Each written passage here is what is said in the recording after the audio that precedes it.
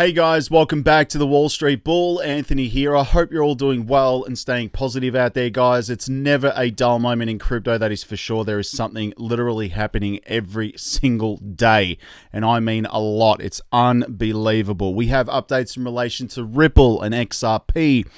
You've got the CEO of JP Morgan, one of the biggest banks on the face of the planet, coming out and saying today that cryptos are about as useful as a pet rock. And it's incredible because they just partnered with Ripple. Anyway, we've got updates in relation to Bitcoin, RAOUL giving an insane prediction as well that things are about to get pretty crazy in this space. Obviously, updates in relation to Sam Bankman-Fried. Elon Musk with Twitter as well. It's never dull, that is for sure. So I'm going to go through everything. And yes, I have an espresso here. Let's get straight into everything. It's going to be a little bit of a long video. I'm going to try and get through it as quickly as possible because we've got a lot of videos to watch today as well. So make sure you stick around to the end of the video. Let's get straight into it, guys. Massive shout out and thank you to every single one of you who have subscribed to the channel. I really appreciate it. Thank you very much.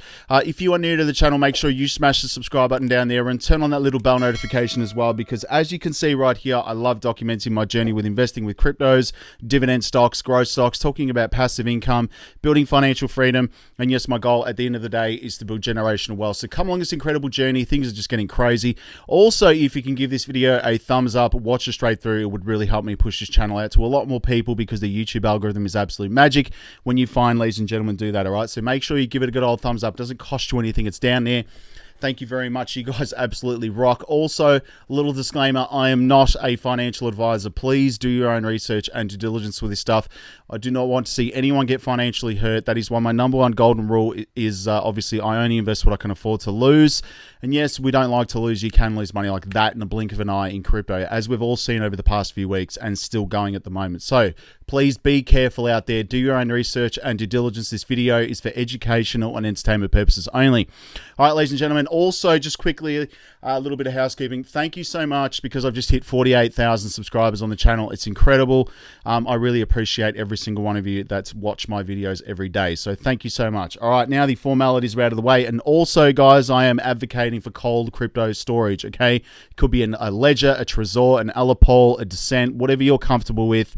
And I know times are tough at the moment, so if you can't afford any of those, I personally use Trust Wallet. And again, this is not a promo at all. I'm not paid to say any of these. I don't have any referral links for cold storage.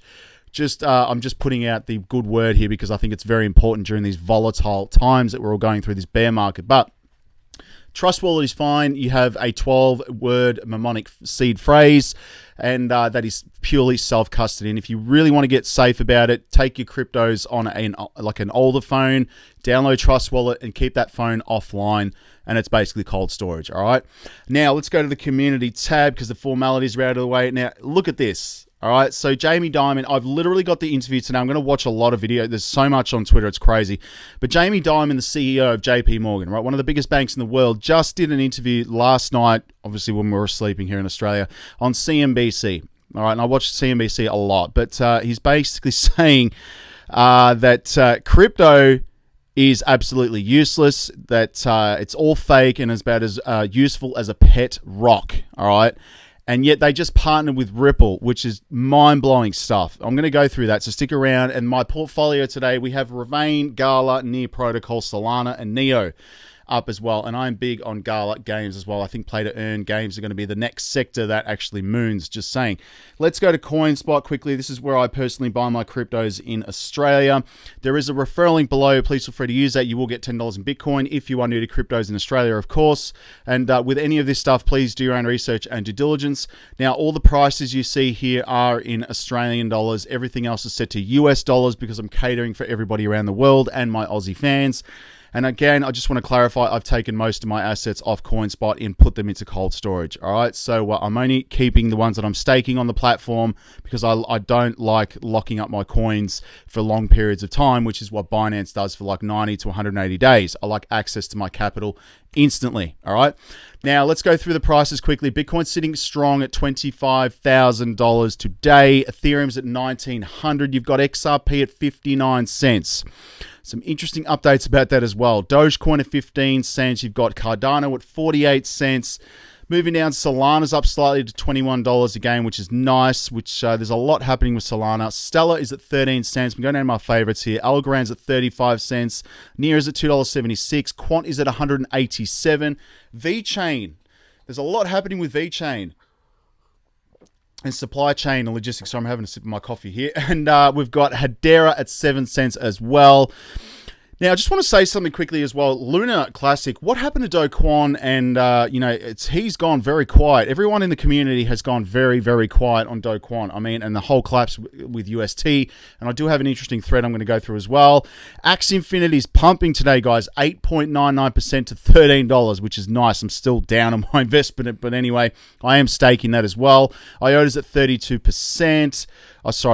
32 cents. I wish it was 32%. Let's move down to some other favorites. Casper's at 4 cents as well. And of course, XDC, to me, trade finance, absolute gem, undervalued as anything.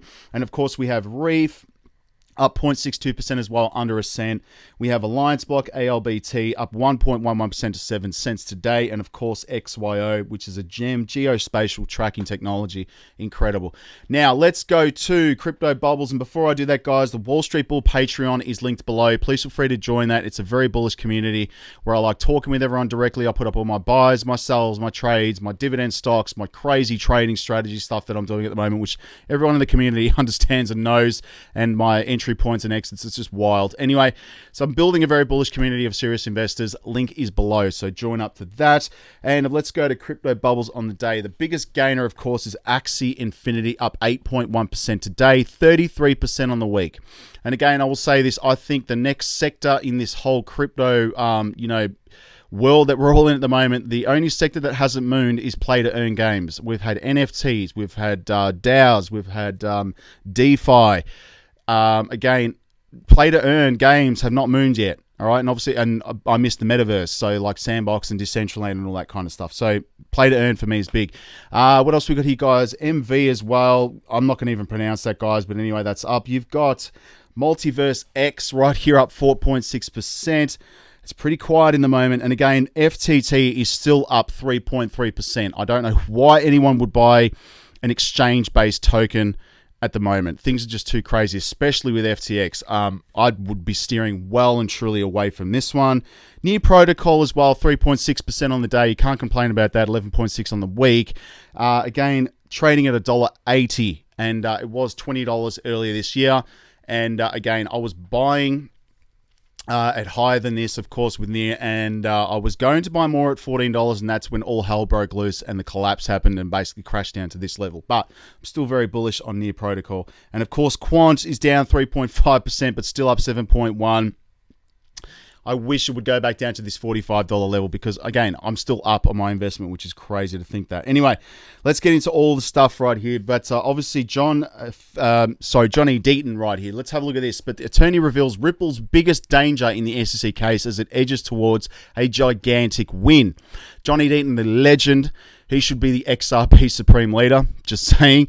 The founder of crypto law staunch Ripple supporter has pointed out what he appointed as to be the biggest threat to the Ripple securing a complete victory over the US SEC, even as the case draws to an end. So according to Deaton, this is the threat that possibly Judge Torres, the presiding judge in the case, could split the proverbial baby by ruling partially in favor of Ripple and the SEC. And I don't know why she would do that. But Judge Torres could rule Ripple offered an unregistered security at some point, but that the XRP token itself is not a security, nor a secondary market sales of the token, an unregistered security offering, he noted. The danger exists because the securities laws do not need sales or transfer of an underlying asset to occur for a company to be liable for offering unregistered securities. Deaton added, sorry, my computer's going crazy. I'm just going to close these tabs. Deaton added that he expects the SEC oral argument, obviously here, if one should be conducted to focus mainly on an offering. The biggest danger to Ripple IMO application of the law doesn't focus only on the sales. In fact, a sale or transfer of an underlying asset doesn't have to occur for a company to be liable if there is an oral argument. I bet you hear the SEC lawyer focus a lot on the offering. Again, They're just going to do everything they can. That's just what they are, Gensler's wanting to do. So a win for Ripple is likely to be and is vital for crypto, according to Deaton. So meanwhile, Deaton also argues that the outright win for Ripple, in which the judge criticizes the SEC for pursuing implausible theory that XRP as a security is still highly possible. The ruling is also most desired outcome for the crypto industry, and I think it's very important that everyone pays very close attention to this, all right, because it's going to affect the entire crypto world, literally. So this is because any decision in the case will have a huge impact practically and politically speaking. A ruling favorable to Ripple would effectively halt the SEC chair Gary Gensler's regulation by enforcement campaign against the industry. A ruling in favor of the SEC argument would arm the regulator to go all out against other crypto firms and projects in the United States. Meanwhile, the case has entered the final stages following the filing of the final motions for the summary judgment for both the SEC and Ripple. Both parties and the broader community are awaiting a decision from the judge. It is anticipated that the wait could last a few months. Market participants also expect the price of XRP to soar when the case provides clarity for it. It'll be too late by then. And I'm just making this very clear. It will be too late. Honestly, and it's not financial advice, but once that happens, forget it. I mean, you will never see XRP at that price again. It will just be like a rocket. And again, Stuart Alderotti here is giving, the attorney for Ripple, by the way, is giving the US Securities and Exchange Commission its toughest fight against crypto regulation in one of the industry's most important tests, even as the FTX debacle grips the world of digital assets. So Alderotti, a 63-year-old lawyer, has spent most of his career working for traditional financial players. As chief legal officer for the payments company Ripple Labs, he's now the center of the second scorched earth litigation and public relations battle against the SEC and Chairman Gary Gensler. They want to exert power that the law doesn't otherwise give them. Alderotti said in an interview, obviously in the Washington Post, prior to the FTX bankruptcy, the Ripple case is a keystone in growing debate over the regulating an industry that's sometimes compared to the Wild West. It could soon enter a new phase. A federal judge is reviewing dueling motions from Ripple and the SEC, each asking the suit to be resolved in its favor, of course. And there he is right there. Legend. Nice stuff, mate. And obviously moving on here, guys, we all know this is crazy right now, but again, Ripple partner and JP Morgan join forces in the UAE. Here's what for. And this is why I don't understand why Jamie Dimon was doing this interview on CNBC and just completely thrashing crypto, right? Makes you think. Why? A recently published press release states that Al Fardan Exchange is one of the partners of Ripple Labs.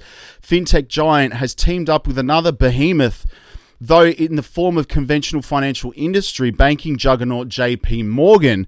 Al Fardan Exchange is a major firm for money transfer and crypto exchange in the UAE and is licensed and regulated by the country's central bank. The two companies will together offer their customers value transfers conducted in a record short period of time.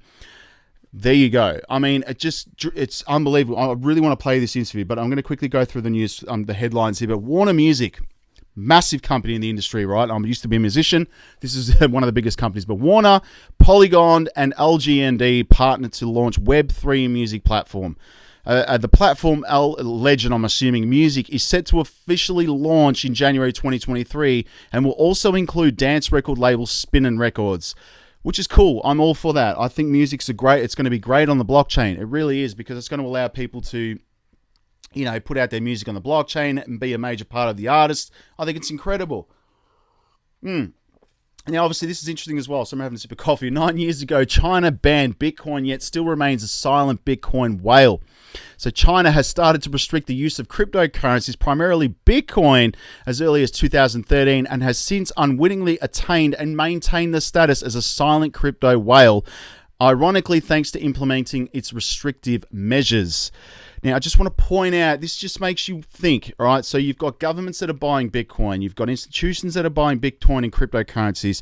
You've got all this FUD coming out of the news and media at the moment, and Jamie Dimon basically saying that cryptos are as useful as a pet rock. No joke. Just makes you think, why are they trying to deter people from buying cryptocurrencies? And it makes you think. Really think about it. I'm not going to even say it, but you know the answer to that question. Anyway, Bitcoin risks crashing to $5,000 in 2023. Standard Chartered's chief strategist warns. Yet another FUD article right here. Now, again, if Bitcoin drops to $5,000, I'm backing up the truck. Seriously, because it hasn't been at those levels since 2017, around there when I first got into crypto. And RAOUL Power predicts stocks and crypto sector will soar again. So a prolonged slump in the prices of assets characterizes the crypto market in 2022. The combination of local and macroeconomic factors has impacted the prices of these assets. The stock market has also experienced the same bearish trend, with popular stock NASDAQ declining nearly 33% in September this year, and the S&P 500 lost 8% of its value at the same time. And of course, he's bullish on crypto, RAOUL. I'm a big fan. A former executive of Goldman Sachs believes that the risks on assets such as crypto and equities are set for a bullish run. He believes that this will eventually happen as the macroeconomic climates become better. And I agree with him. You've got to weather the storm. You really do, guys, and especially with crypto at the moment. It's absolutely crazy what's happening. But Cryptometer.io, you've got BNB, Beth, I don't know what that is, but XRP, Ethereum, which is nice. We have Near Protocol, Solana, Bitcoin, of course, and that is it. Now, let's go to Twitter because there's so much I want to play you guys. I'm at the Wall Street Bull Oz. Thank you to those 3,379 people that follow me. When I get 100,000 subs on YouTube, I will be giving this away. Here is Jamie Dimon on crypto, right? A sideshow. Doesn't mean blockchain isn't real or smart contracts or Web3. Just have a look at this, all right? Why? Can I throw into the mix, which I think is a small piece, but maybe doesn't make sense. Piece? Janet Yellen called the failure of FTX last week a Lehman moment in crypto. I don't know if you think that's contained and doesn't matter. Yeah. Do you think it's a symbol of something larger that's happening in the economy? Crypto is a complete sideshow, okay? And you guys spend too much time on it, and I've made my views perfectly clear about crypto tokens are like pet rocks. And there's people hyping this stuff up. That doesn't mean blockchain is not real. Right. That doesn't mean smart contracts won't be real or Web 3.0. But cryptocurrencies that don't do anything, I don't understand why people spend time. But I don't think she meant it's a Lehman moment. I think she meant it's a Lehman moment for crypto. Yes. But crypto is worth $1 trillion. The other thing the American public should look at when you look at crypto, if you look at all the buying and selling, so Bitcoin's worth like under $1 trillion today, and we're not even sure that's a real market, by the way. There's 20 to 30 billion of ransomware a year that we know about, 20 to 30 billion of exchange costs that we know about, lots of AML, anti-terrorism financing, tax avoidance, sex trafficking. And why we allow this stuff to take place? And I think, the regulators that beat up on banks should maybe focus a little bit more on things like crypto. All those things were doing pretty well before crypto, but so mitigated to the easiest place. Yeah, right. But it was what crypto's about 2% of the. I know. Let me ask you this, and this is what might keep me up at night. So I don't even want to it's just ridiculous. I mean, we, the younger generation, this is going to be our future. And it's just amazing to see that they think it's all a load of BS when in fact that it's all moving to blockchain. Every industry will move into the blockchain. Everything's going to be moving through cross-border payments. We're using CBDCs and projects like Ripple, XLM, Quadera, Quant, XDC. It's already happening. So how can he make comments like that? And it just makes you wonder, do they do this on purpose to stop retail from buying crypto? Of course they do. We're not stupid, mate. I'm sorry, Jamie. It's just ridiculous. Those comments are ridiculous. Anyway, Larry Fink, the entire bond market is being transformed as we talk right now. Again, this is huge, right? The XRP ledger. Have a listen to this. They're frauds. They're what? They're not going to be around. I still believe that. I do believe because they're now real. They're frauds. They're what? Well, I mean, think about FTX. I mean, you can look back now. FTX created it. Its failure was it's creating its own token. It was not a DeFi. It wasn't a ledger that was open to the world. It was a closed ledger. Right. It was not distributed. So the whole foundation of what crypto is, it's supposed to be a distributed ledger that is across the system. Fink uses Garlinghouse's elevator speech. 99% of crypto is going to be washed away. The failure of FTX was creating its own token. It wasn't a distributed open ledger. The failure was because it was centralized. We've heard anti-crypto narratives, and now Fink is embracing open public ledgers or crypto assets. I actually believe this technology is going to be very important, very important, very important. Look at it. We have been part of a huge revolution in investing through ETFs. We believe that ETFs will be changing the whole way we invest. Many people still use it as a means, people are investing it for indexing. No, the majority of people who are putting money in in ETFs are active investors that are buying exposure. The entire bond market is being transformed as we talk. Do you see what I'm saying? It's incredible, man. Just nothing ever makes sense with these guys. Anyway, moving on. There is a bullish video on Quant here, but I'm not going to play that. But Ledger launches a new hardware wallet to help, with the help of iPod creator Tony Fadell right here, which is incredible. And you can see that right there. So that's incredible. That'd be awesome to hold that as well. And yeah, it partners up with obviously the iPhone, of course.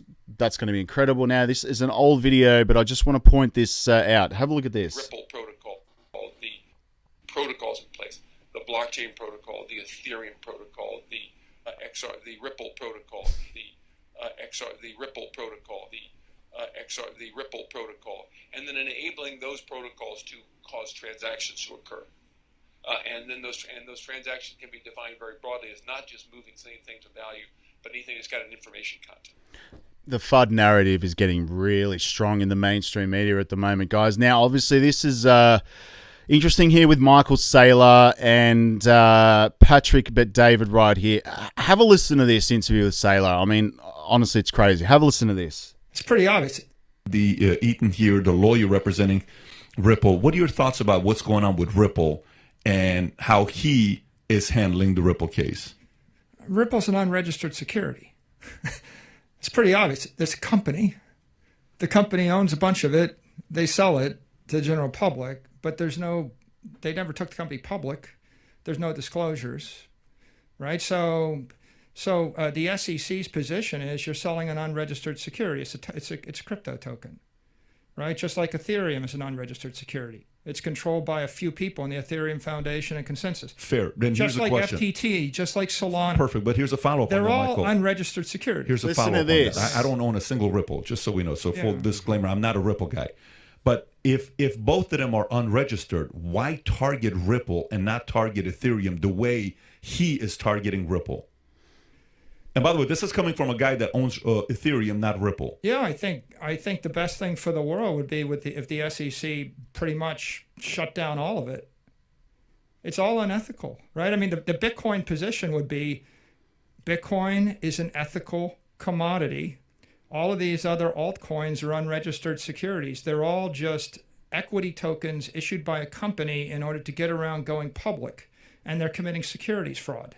Ethereum included. Of course, especially Ethereum. You know, Ethereum's got $20 billion of ETH token locked up in the staking contract right now, and there's a couple of people that may or may not give it back to you ever. Now, isn't that the definition of investment contract? If a bank took $20 billion of your assets, froze the window and said you can't have your money back ever, maybe in the year 2024, we're not sure. We're just going to keep it. We may actually give you interest on it. We may. Saylor is a real Bitcoin maxi, man. Like, he really is. Now, in regards to that was a fair question. Why would they just go after Ripple and not Ethereum? And again, 99% of the cryptocurrencies out there will go to zero. But in my honest opinion, and from the research that I've done on this channel for so long, again, these coins, and especially I just want to point out as well, Ripple is completely separate from XRP. That's what people don't understand. It's not Ripple. Ripple is the company. XRP is the decentralized cryptocurrency. That's what the distinction needs to be. There needs to be a difference right there. But anyway, let me know in the comments what you think about Michael Saylor's, what he said in that interview. Nexo, again, today we are announcing the regrettable but necessary decision that Nexo will be phasing out its products and services in the United States. Crazy stuff. Now, this is an interesting thread here by Fatman Terra. Have a look at this. New blockchain data reveals that the root cause of the May UST depeg.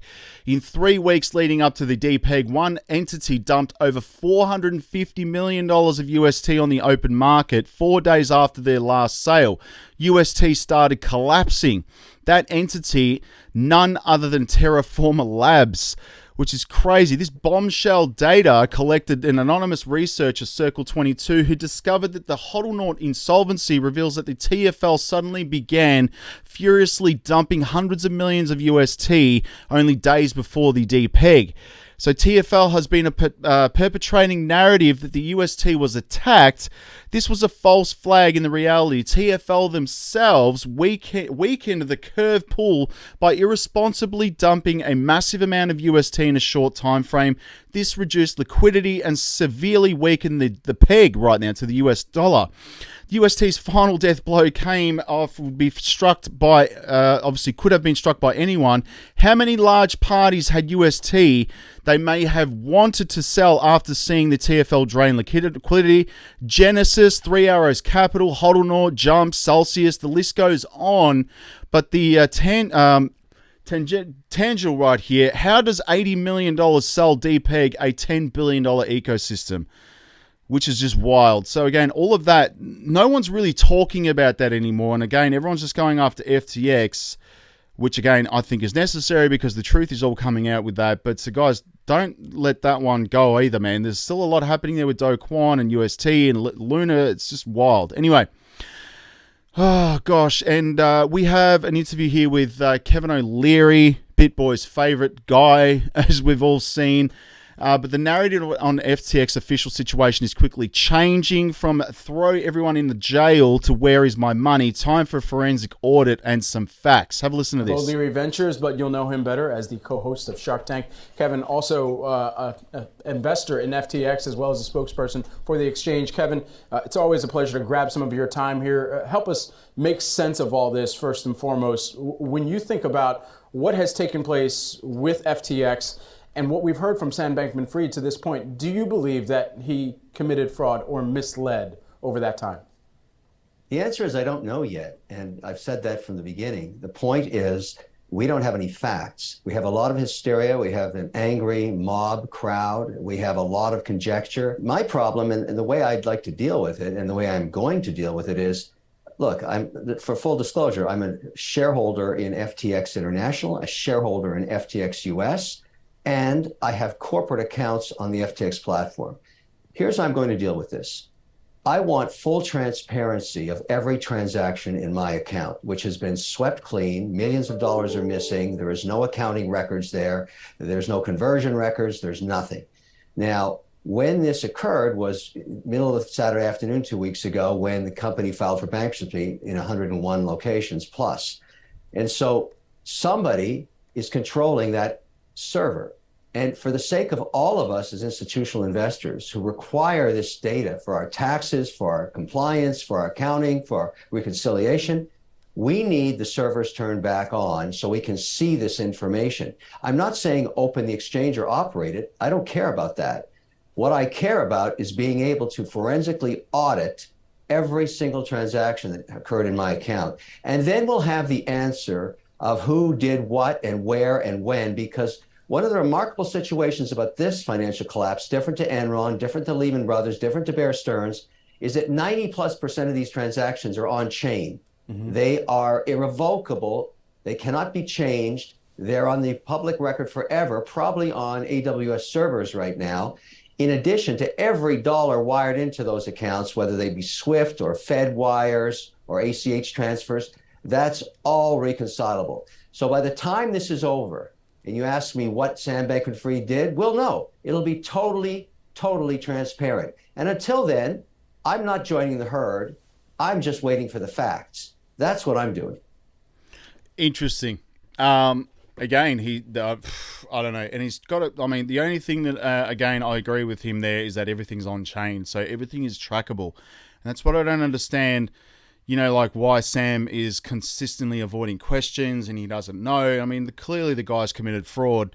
We know this for a fact. But anyway, this is a long video, guys. I do apologize. But anyway, Binance CEO says that Sam Bankman-Fried is one of the greatest fraudsters in history.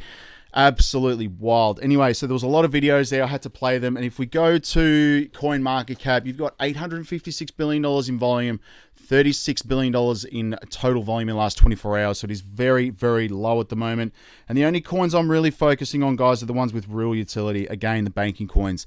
Ethereum, XRP, of course, that is, you know, my absolute gem right there. ADA, AVAX, Link, XLM, Algorand, Quant, Hedera, IOTA, Casper, XDC, LCX I'm looking to acquire. Just put that in my banking list, and Alliance Block because it is partnered with Quant and Hedera. No brainer. And yes, I did find a pen in my office for those of you who are following me on Twitter. But that is it for today's video, guys. Thank you very much for sticking around this long. I know it's a long video, but crazy stuff happening and it needs to be documented. All right, stay safe. We'll speak to you all tomorrow and in the comments and in the Patreon. All right, peace out, babe.